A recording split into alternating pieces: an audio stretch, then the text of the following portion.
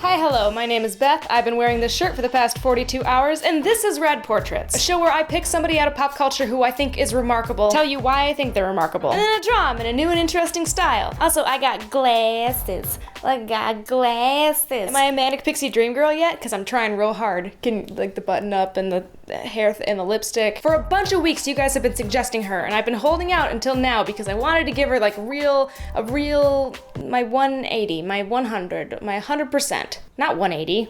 What does that mean? This week we're drawing Malala Yousafzai, and let's get into it.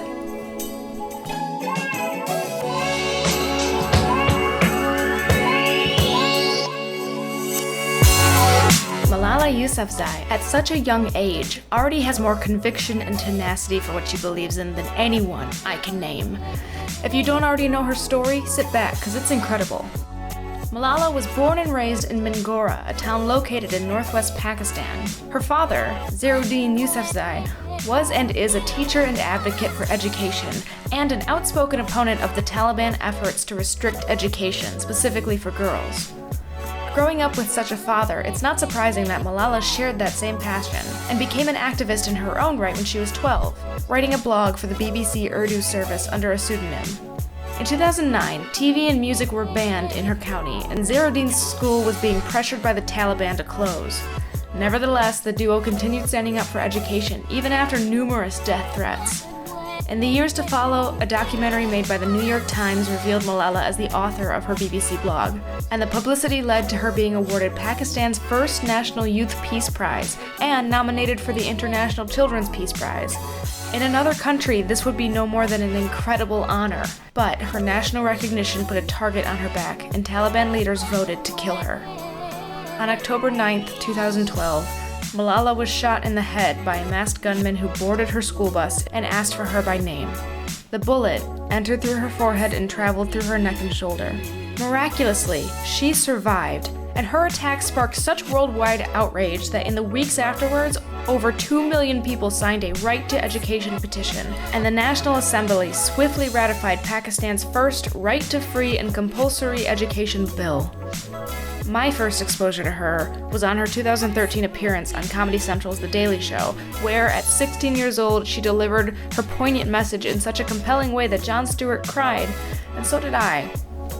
I'm going to read what she said verbatim when Stewart asked her how she reacted after finding out the Taliban wanted her dead. I started thinking about that, and I used to think that the Talib would come and he would just kill me. But then I said, if he comes, what will you do, Malala?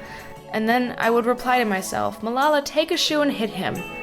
But then I said, if you hit a Talib with your shoe, then there will be no difference between you and the Talib. You must not treat others with cruelty, and that much harshly you must fight others, but through peace, and through dialogue, and through education.